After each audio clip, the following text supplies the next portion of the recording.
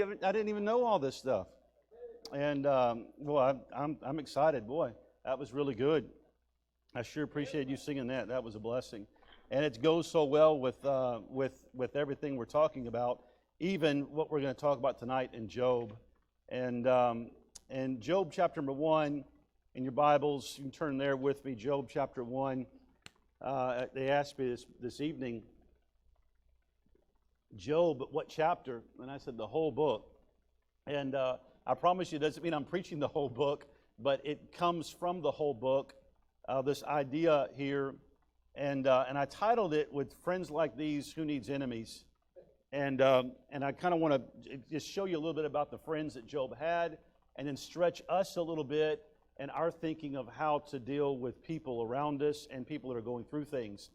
And in the book of Job, Job's one of those books that everybody hates reading. Nobody likes reading it. In fact, when you get to it, most people just flip over it, skip over it, because they just don't like it. Job, I've preached a message here, it's been years ago, on the book of Job, through the book of Job, and trying to help you understand some things about it. Job doesn't make sense. Let me just take this statement. The book of Job does not make sense if Job is the center of the universe. But the book of Job begins to make sense if it's all about God being the center of everything. And what God does is God picks one of the choicest vessels He's got and uses him as an illustration to Satan of the fact that you can take away everything from somebody and they still will do right. And he uses him like that. And I've thought about it before. It's like when Satan says, "What do you got?" And God pulls out of his bag the Louisville Slugger of Job and beats up Satan with it for a little while and just shows him what God's people can do. And it doesn't seem fair when you look at it. And sometimes I think people compare themselves to Job, and I don't know that they're really in the same boat that Job's in, to be honest with you. But it's not unfair if you look at it in the sense that God is proving something, using His choicest vessels to prove something to Satan. And another thing about this, I've said this before several times. One of the greatest sermons, I say it this way, the greatest sermon that I never heard preached was at Happy Valley, and it was a time, y'all would remember this, that we were having Brother Jack Patterson was going to preach, and he got up and he said, the title of my message is Being Picked Out, Be Picked On. And right before he gave the title, we turned the page, right before he read the text, somebody yelled, I think his name was Uncle Ralph, but they said, "Uncle Ralph died." And a man fell out in the back, and they thought he had died, and they checked him, and it said he did. And Brother Jack Patterson said, "Let's just all pray," and Brother Jack Patterson sang. And he sang while everybody prayed, and they called EMS, and somebody went back there and checked Uncle, I think it was Ralph, and he said that he in fact is expired, and so everybody kept praying, and then the ambulance came there, they got him on a stretcher, and by the time they got him out, they said he's alive, and they got him to the hospital, and he went home. And so he was fine. But you know what we never heard the sermon preached. And Stacy and I were going through a time in our life where when they announced the title of that message, Being Picked Out, Be Picked On, we both sat up a little bit in our seats and thought, this is going to be the answer to what we need right now. And we never heard the sermon. Never heard what the sermon was. And the book of Job has always been an interesting book to me because you go through some things and then you start looking at the book of Job a little different than maybe you've ever looked at Job before. So I want to show you something tonight that I hope will be help to you and stretch you a little bit about the book of Job. In verse number 1 it says, "There was a man in the land of Uz whose name was Job, and that man was perfect and upright, and one that feared God and eschewed evil. And there was born unto him 7 sons and 3 daughters." And he's got a pretty big family there. "His substance also was 7,000 sheep and 3,000 camels and 500 yoke of oxen and 500 she-asses, and a very great household, so that this man was the greatest of all the men of the east. And his sons went and feasted in their houses every day, every one his day, and sent and called for their 3 sisters to eat and to drink with them. And it was so, when the days of their feasting were gone about, that Job sent and sanctified them, and rose up early in the morning, and offered burnt offerings according to the number of them all. For Job said, It may be that my sons have sinned and cursed God in their hearts. Thus did Job continually." So he's always trying to make provision for his family and for himself. And in verse number 6, now there was a day when the sons of God came to present themselves before the Lord, and Satan came also among them. And the Lord said unto Satan, Whence comest thou? And Satan answered the Lord and said, From going to and fro in the earth, and from walking up and down in it. And the Lord said unto Satan, Hast thou considered my servant Job? And it's interesting that God suggested Job. And of course, you've got the whole story that goes on there, and most of you know the story. Job is just marching along with his life. Satan and God are having this conversation. And then Satan is turned loose on him, but it's going to be to prove something to Satan. And in verse number 13, and there was a day when his sons and daughters were eating and drinking wine in their eldest brother's house, and there came a messenger unto Job and said, The oxen were plowing and the asses feeding beside them, and the Sabians fell upon them and took them away. Yea, they have slain the servants with the edge of the sword, and I only am escaped alone to tell thee. And then watch these little phrases here. While he was yet speaking. So if that wasn't bad enough, while he's yet speaking, they said, a fire came from heaven and killed the sheep and the servants. Verse 17, and while he was yet speaking, talk about just compounding things on top of them, the camels are taken and the servants slain.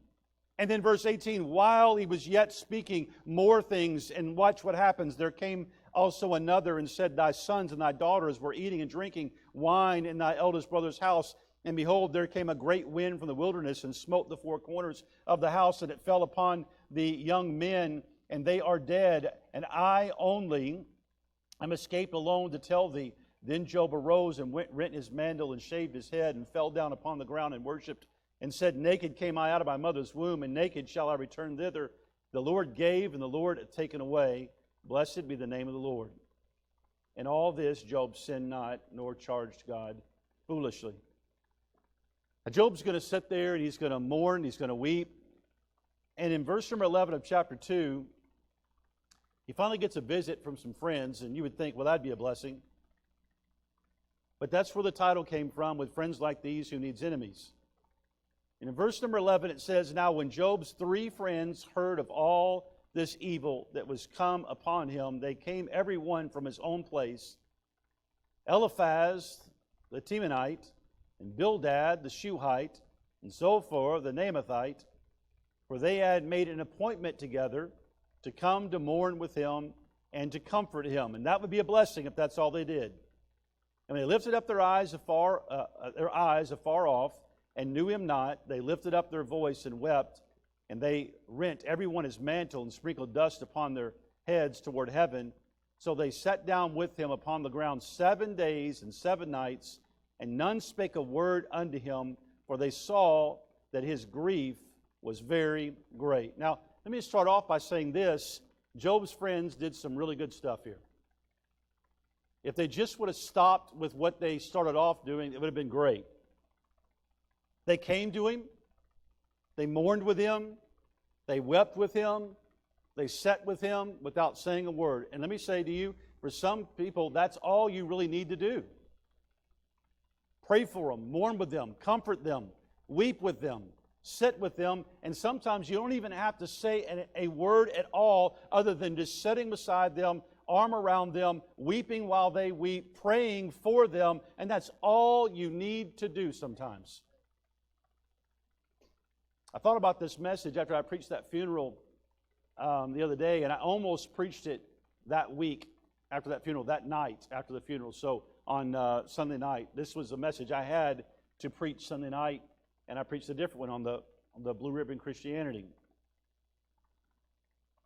And the reason why I almost preached it is because the funeral was for a lady and her husband, and the husband's one that gave the eulogy, and the lady had to deal with a son that had severe autism.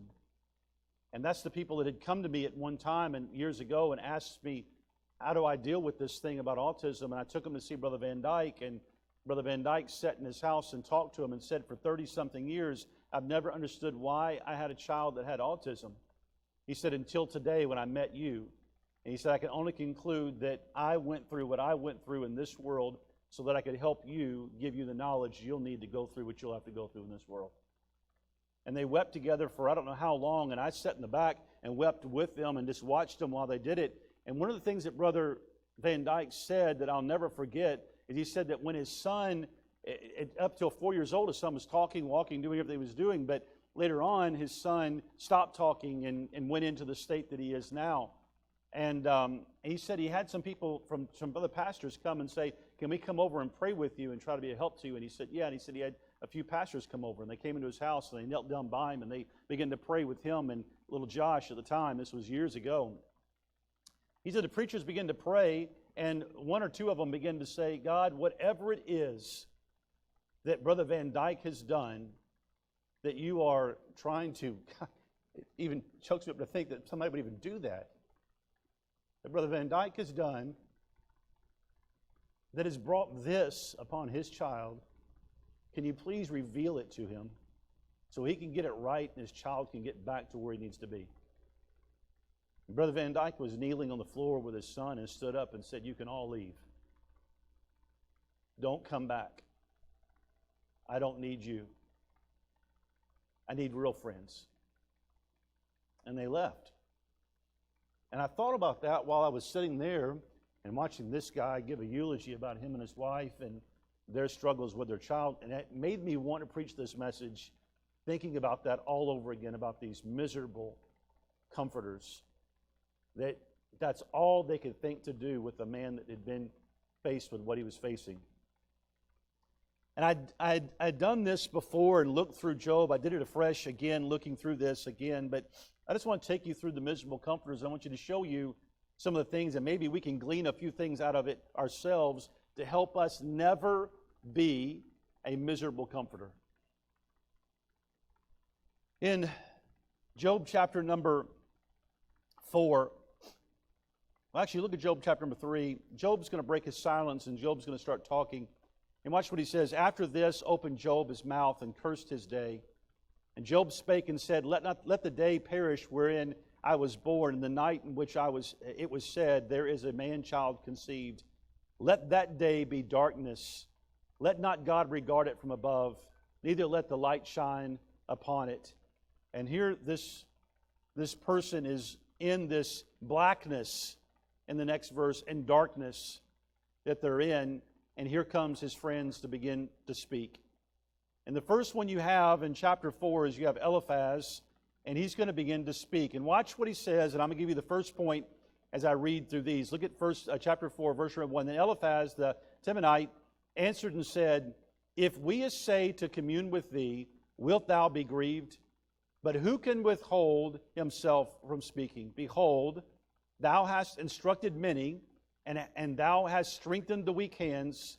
Thy words have upholden him that was falling, and thou hast strengthened the feeble knees.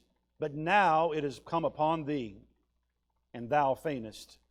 It toucheth thee, and thou art troubled.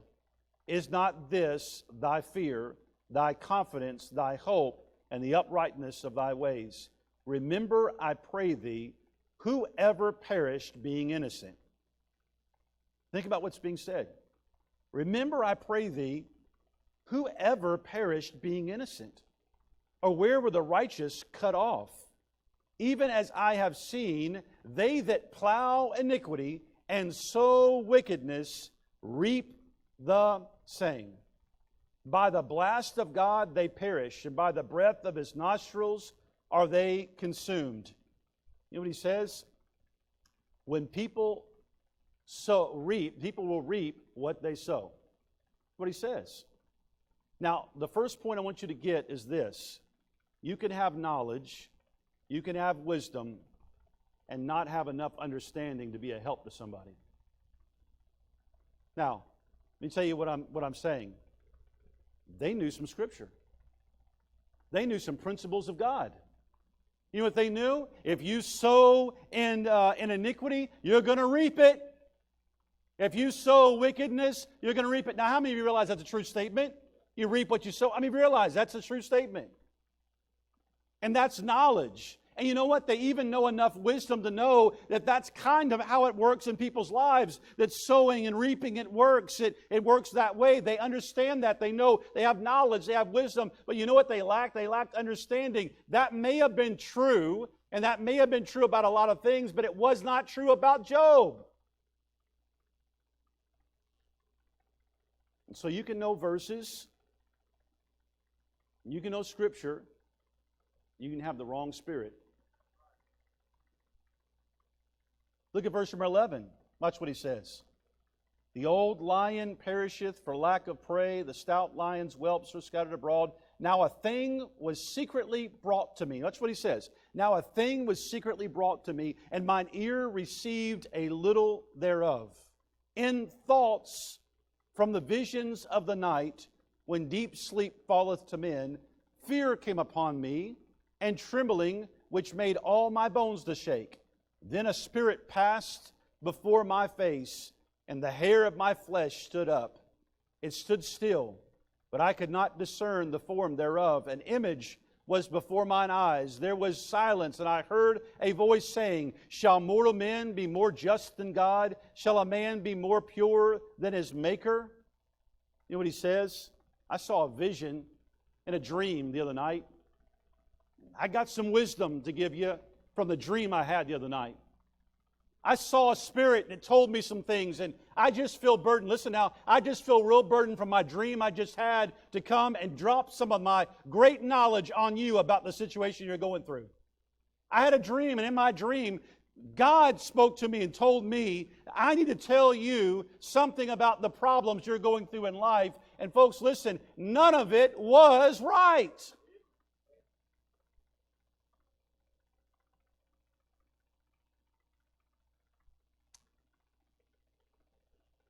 And so they come.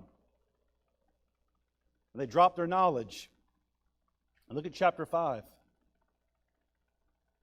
And look at verse number 1. Call now, if there be any that will answer thee. And to which of the saints wilt thou turn? Look at verse number 6. Although affliction cometh not forth of the dust, neither doth trouble spring out of the ground, yet man is born unto trouble as the sparks fly upward. I would seek unto God, and unto God would I commit my cause. He's saying you ought to talk to God about what's going on in your life. Look at verse 17. Behold, happy is the man whom God correcteth. Therefore, despise not thou the chastening of the Almighty. Look at verse number 27. Lo, this, we have searched it, so it is. Hear it, and know thou it. Know thou it for thy good. You know what he said? Look, you know what you need to do? You need to talk to God about what's going on in your life. You ought not be upset because God chastens those that He loves, and it's not a bad thing. You ought to be happy in the midst of what you're going through. Listen now, you ought to be happy that God's at least correcting you. We've searched this thing out. We've got some knowledge here, and it's for your good what we're saying. You know, the Bible says this. In 1 Corinthians 13:2, and though I have the gift of prophecy and understand all mysteries and all knowledge, and though I have all faith, so I can remove mountains and have not charity, I am nothing. You know, if you're a person that you can tell everybody just how bad they are because you have knowledge and you've seen visions and you've got all kinds of wisdom, but you don't understand. Listen, there are people that have knowledge, that have wisdom, but they have no understanding of what God's really doing in a situation. All they know is their experience and what they've taught. And listen, I'm telling you, I've been this person before. Well, bless God, I've been to Bible college. I know what the Bible says. And let me tell you what's going on in your life. You may be so far off from what is really happening in that person's life. And just because, watch now, listen to this. Just because you think you know what is happening doesn't mean you need to say what you think you know.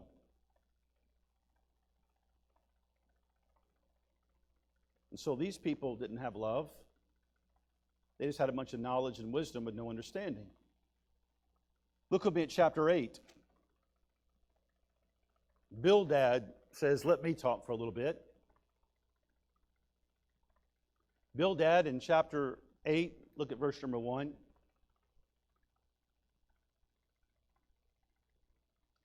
Then answered Bildad and the Shuhite and said, How long wilt thou speak these things, and how long shall the words of thy mouth be like a strong wind? You know what he said? You're a windbag. He's trying, Job will try to make some statements in between there, and you know what he's going to say? How long are you just going to speak strong wind? Watch what he says now. I want you to get this. If thy children have sinned against him, Oh, look at verse 3. Doth God pervert judgment, or doth the Almighty pervert justice? If thy children have sinned against him, and he have cast them away for their transgression, if thou wouldest seek unto God betimes, and make thy supplication to the Almighty, if thou wert pure and upright, surely now he would awake for thee, and make the habitation of thy righteousness prosperous.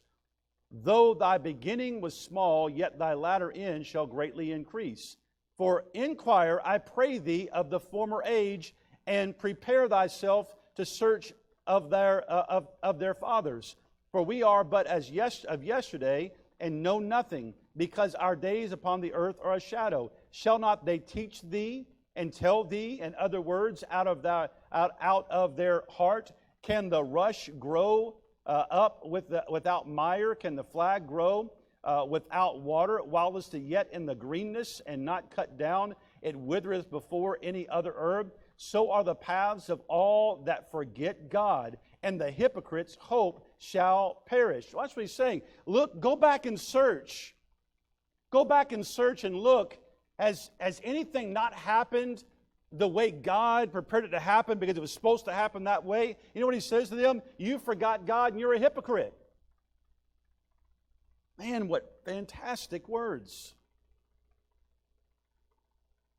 Verse 14, whose hope shall be cut off, and whose trust shall be a spider's web? He shall lean upon his house, but it shall not stand. He shall hold it fast, but it shall not endure. Look at verse number 17. No, look at verse number 20, sorry. Behold, God will not cast away a perfect man, neither will he help the evildoers. You know, again, what they're saying is true.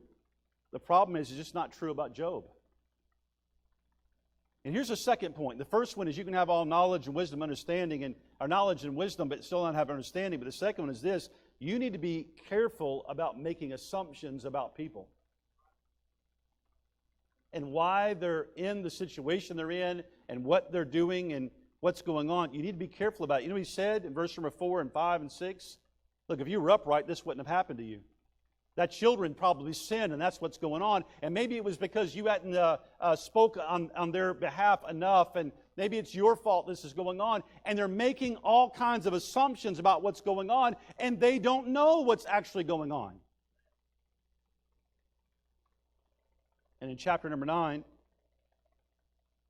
then Job answered and said, I know it is so of a truth, but how shall a man be just with God? If he will contend with him, he cannot answer him 1 of 1,000. And in verse 17, for he breaketh me with a tempest and multiplieth my wounds. Watch what he says. Without a cause. I don't even know what's going on.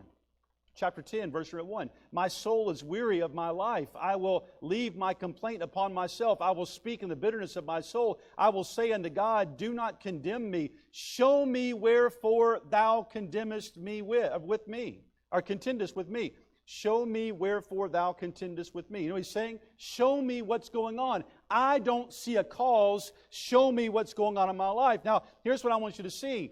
There are some people in his life that are making assumptions. I want you to get this. Making assumptions about why a person has got an issue in their life, and that person's on the other end going, I don't even know what the cause is, and that person's begging God, can you just show me what the problem is in my life, why this is happening? And there's somebody, listen now, sitting on the outside looking and saying, I know exactly what's going on with you. It's because your kids are bad. It's because you did this. It's because you did that. And they're making an assumption. And I'm telling you, you better be careful about the assumptions you make about other people. And you'll find it out at the end why it's important you be careful about making assumptions. There are other reasons why things could be happening in people's lives other than their kids have sinned or they've sinned. There's tons of them. I've got them written in the margin of my Bible here. It could be there's something going on in their life to humble them. It could be sin that they're dealing with. That could be right. But it could be because they're living in a fallen world and things are just happening around them. And sometimes we may not ever even know what is really happening, and you going in through it may never ever know why this happened in your life. You may not ever get the answer.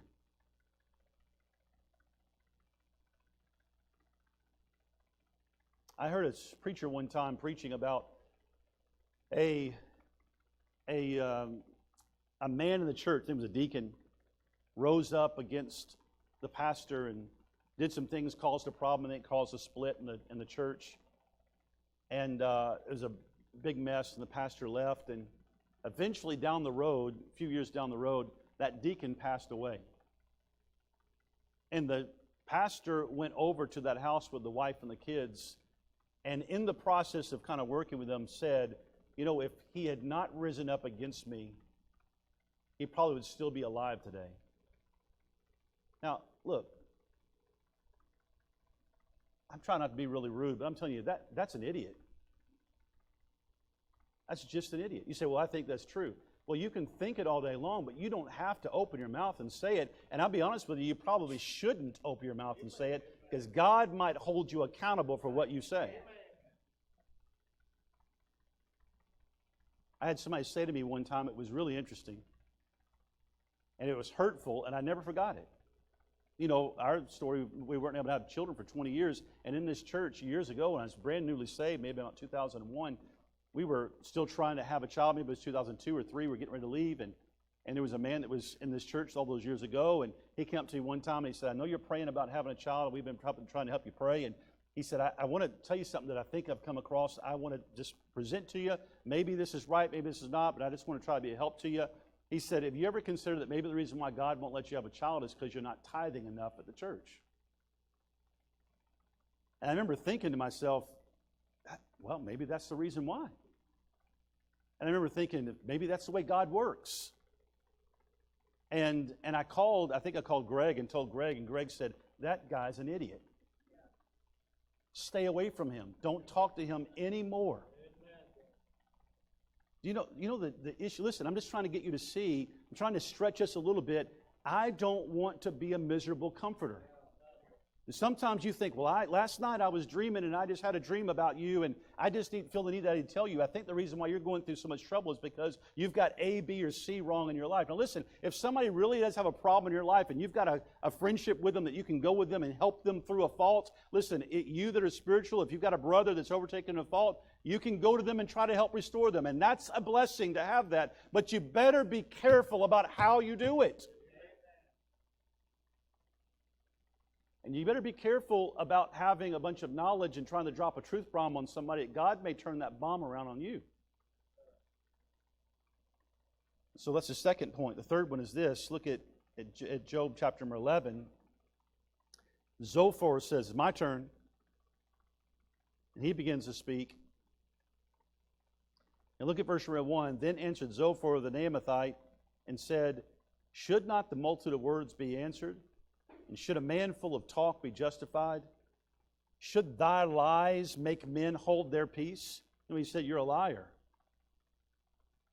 And when thou mockest, shall no man make thee ashamed? For thou hast said, my doctrine is pure, and I am clean in thine eyes.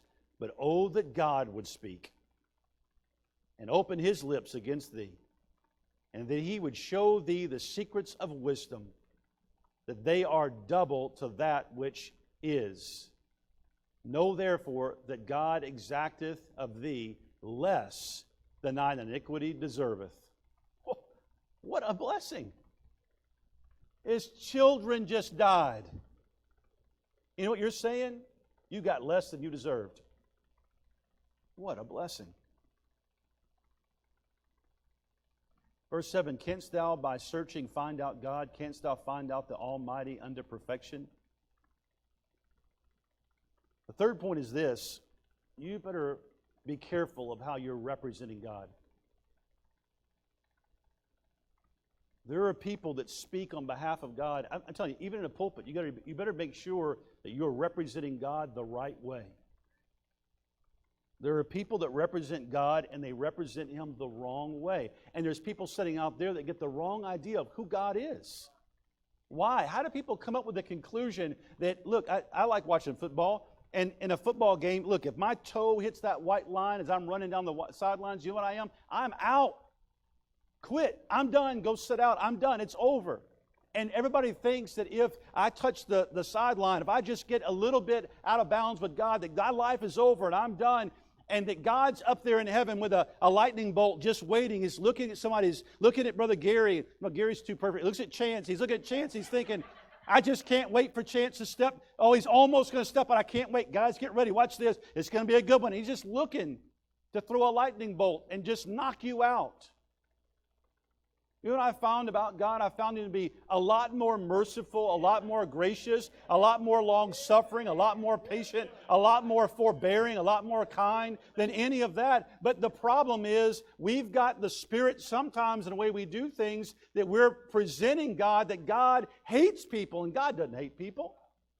God hates sin, but God doesn't hate people. And listen, each one of you, you've got to be careful of how you're representing God to your family and to your friends and the rest of the body of Christ. You've got to be careful about how you represent Him. In chapter number 12, watch what it says. Job answered and said, no doubt, but ye are the people, and wisdom shall die with you. You know what he's saying? You must be the wisest people in the world. When you die, all wisdom will die. But I have understanding. I think that's an interesting phrase. You can have wisdom without understanding. But I have understanding as well as you. I am not inferior to you. Yea, who knoweth not such things as these? I am as one mocked of his neighbor, who calleth upon God, and He answereth him. The just, upright man is laughed to scorn. Sometimes we think that we know exactly what God's doing in someone's life, and we are completely wrong. You know, I think about the situation that took place with a woman, I think it's John chapter 8, with a woman that was caught in adultery in the very act. And some of us, I've said this before, I've preached on it before, and some of us would be just like the Pharisees in that case. They brought the woman, threw her down in the midst of Jesus. You know what? They had knowledge. What does the law say to do? They had knowledge. They had wisdom. They knew how to apply the knowledge. This woman gets stoned. She should be killed. The problem is they lacked understanding. What was great was Jesus had understanding. Jesus could understand there's more to this story than what the facts that we think we see sitting here in the front of us. And sometimes what we do, and I want you all to get a hold of this really good. Sometimes what we do, all of us, is we see a situation and we think, I got it figured out. I know exactly what's going on right there. This is the woman. This is what she's done. She's caught in the very act. The deal's done. Because I'm pretty good and I know she's pretty bad, I think what we ought to do is just pick up some stones and kill her. What's interesting about that, I've preached on this before, is most of us would not even have as much character as the Pharisees had that day. You know why? Because the Pharisees were convicted to their heart and dropped their rocks and walked away. You know what she would do? Most of us would do? We would never admit that we were wrong and we were convicted in our heart. We would have to throw the rock just to save face.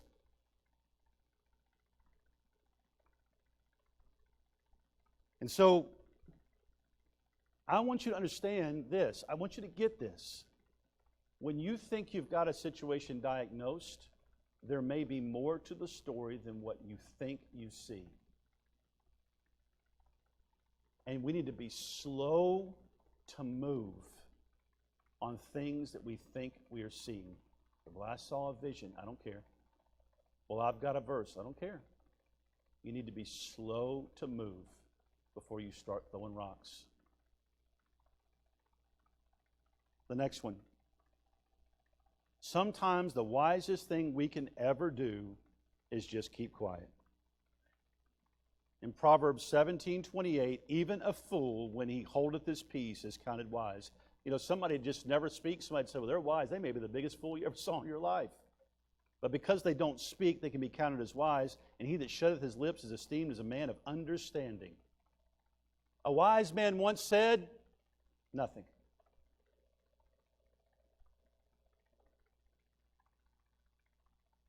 In Romans 12:15, it says, rejoice with them that do rejoice and weep with them that do weep. Ecclesiastes 3:4 says, there's a time to weep, a time to laugh, a time to mourn, a time to dance.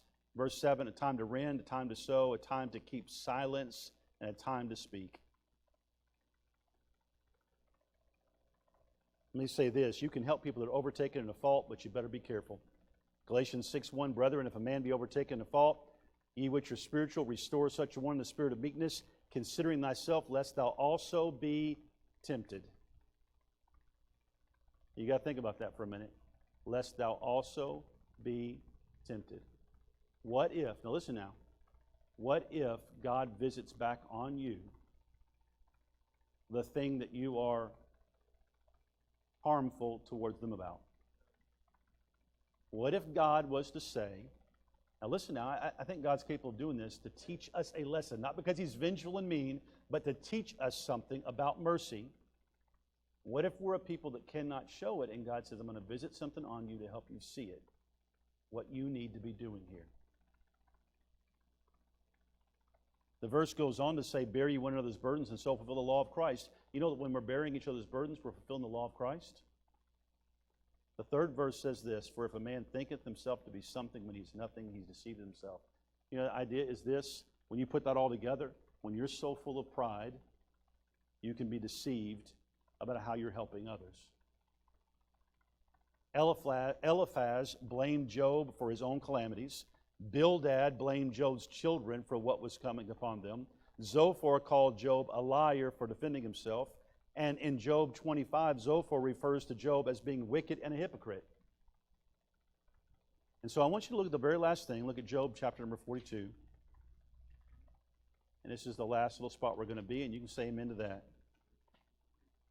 Job 42 and verse number 7. Listen, a good service will stretch us. A good church service will stretch us. And this is going to stretch us a little bit tonight. Job 42, verse 7. And it was so that after the Lord had spoken these words unto Job, the Lord said, all right, now for the rest of you guys. The Lord said unto Eliphaz the Temanite, my wrath is kindled against thee and against thy two friends. You know what? Their comfort made God mad. For ye have not spoken of me the thing that is right, as my servant Job did. Remember I said you better be careful how you represent God? You did not speak what was right. Wait, but I used a Bible verse. You didn't speak what was right. So, therefore, take unto you now 7 bullocks and 7 rams, and go to my servant Job, and offer up for thyself a burnt offering, and my servant Job shall pray for you. For him will I accept, lest I deal with you after your folly, and that ye have not spoken of me the things which is right, the thing which is right, like my servant Job. So Eliphaz the Temanite, and Bildad the Shuhite, and Zophar the Naamathite went and did according to the Lord commanded them. The Lord also accepted Job. And then in verse 10 and on, Job was blessed with twice what he had before. You know what God did? He held them accountable for the way that their spirit. He held them accountable for it. And look at Job 16. I just want you to see this last little phrase here. I know I told you that was the last verse. I'll repent later for lying. Job 16, verse 1. Watch what this. I just want you to see what Job said. Watch what Job said. Then Job answered and said, I have heard many such things. Miserable comforters are ye all. Watch what he says. Let's think about this for a minute. Shall vain words have an end? Or what emboldeneth thee that thou answerest? I also could speak as you do. If your soul were in my soul's stead, I could heap up words against you and shake mine head at you. Watch what he says. What a phrase here. But I would strengthen you with my mouth, and the moving of my lips should assuage your grief. Now I'm telling you, that ought to be your life verse. I would strengthen you with my mouth, and the moving of my lips should assuage your grief. And he said, I could speak like you speak and heap up things on you and say things about you and bring up all your past and bring up all your stuff, and you think you're high and mighty and you're doing pretty good, but you got skeletons in your closet just like everybody else does, and I could bring up all your mess before everybody as well, but I would just use my mouth to try to strengthen you and try to remove the grief off of you. And let me say this. I wrote this down just before I came to church tonight. Sometimes we don't fully understand things until we go through them ourselves. And sometimes there are people in this life and in Christianity that know all the great things to say to people until they go through it themselves. And once they go through it, they're softened a little bit. And at that point, they can truly become a good comforter. And until they go through it, sometimes we can be the most miserable of comforters. So the message was for tonight. I want to be a friend. I don't want to be an enemy. I want to help people. I don't want to hurt them.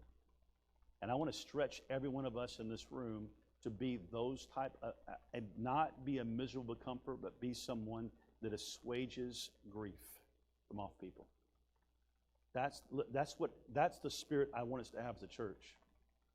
That's the spirit I want us to have as Christians. That's the spirit that will make a difference in a community. And that's the spirit I want you to have. Let's stand. Lord God, Father, we come to you tonight. Ask you to please help.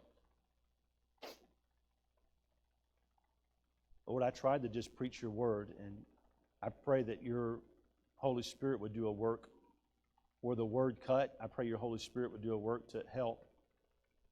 Father, I pray you'd help each one of us just to get a better spirit about this. Lord, I don't know of anything. My heart's clear. I don't know of anything that we're really trying to deal with tonight other than I just thought about how people treated Brother Van Dyke with a child that was hurting. And Lord, I just don't want to ever be that person. And I don't want our people to be those people. And Father, I pray you'd help us to be truly comforters and not miserable comforters. Lord, do a work in the hearts of these people tonight. Help us in Jesus' name. Amen. There's people praying. Why don't you come pray tonight? Why don't you just talk to God about maybe something's on your heart. Maybe you know something's on somebody else's heart. Maybe you need to pray for them.